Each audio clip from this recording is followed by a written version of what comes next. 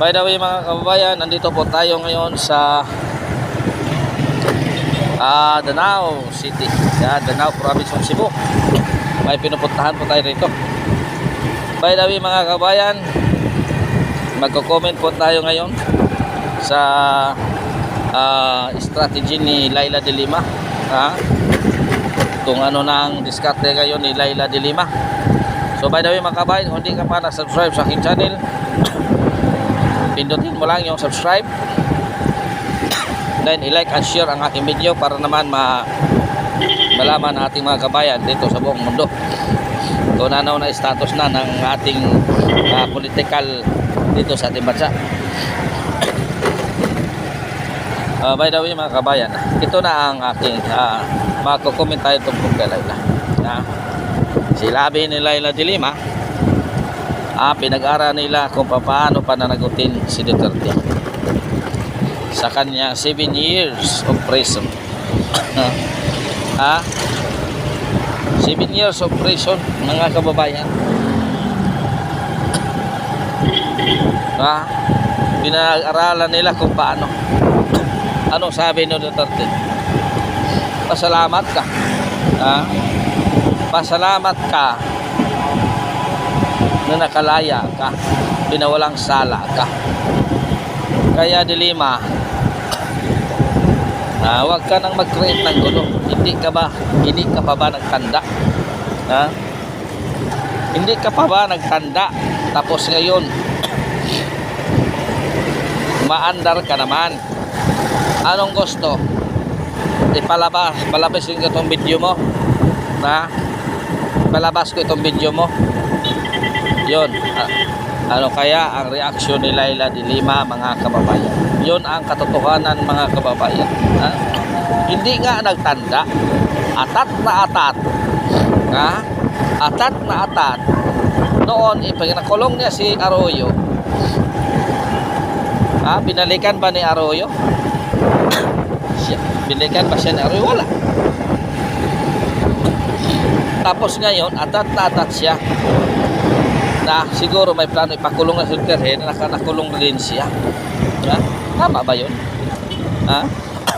Mabuti nga. Anong sabi ni Duterte? Mas mabuti nga, pinalaya ka, pinawalang sala ka. Nirespeto namin ang desisyon ng korte. May paglabag ba si Duterte dito? Umiiyak pa si Duterte na justice system natin bansa hindi umandar? Wala, di ba? Nirespeto niya ang desisyon ng korte. Ngayon, Laila de Lima, kung ang desisyon ng korte hindi pabor sa'yo, siguro sasabihin mo ang administrasyon na ito ay korap.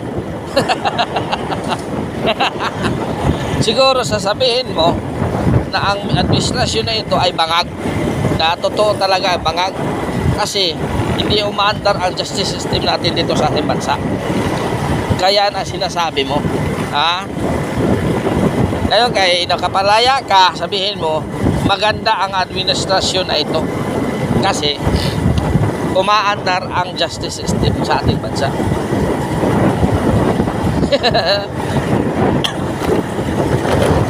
Makakatawa ako sa iyo, Laila de Lima. Kapag ang batas hindi pumabor, hindi umaandar. Pag pabor, nanood ka.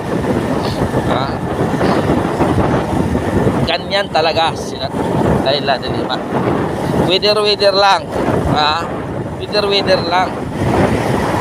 Kasi ang among mga yon, pag iba na administrasyon, baka siya na rin ang investigahan. Dahil napakaraming isyu ang naghihintay sa kanya. Yun ang tandaan mo. Yun ang tandaan ninyo. Every administration, maraming investigation. Ngayong administrasyon na ito, maraming investigation para lang sa eleksyon. Para politics masikat. Ngayon, maandar na si Laila para mapasikat. Para tumakbo siya ulit. Tumakbo ka, Katulad ka rin ng inodoro. I-flash ka lang namin. Ha? Alam at alam na namin kung sinong tao ang talagang makatao ang serbisyo. Diba? Yun ang katotohanan mga kababayan. Ha? So by the way mga kababayan, hanggang dito na lang. Malapit na tayo sa Compostela.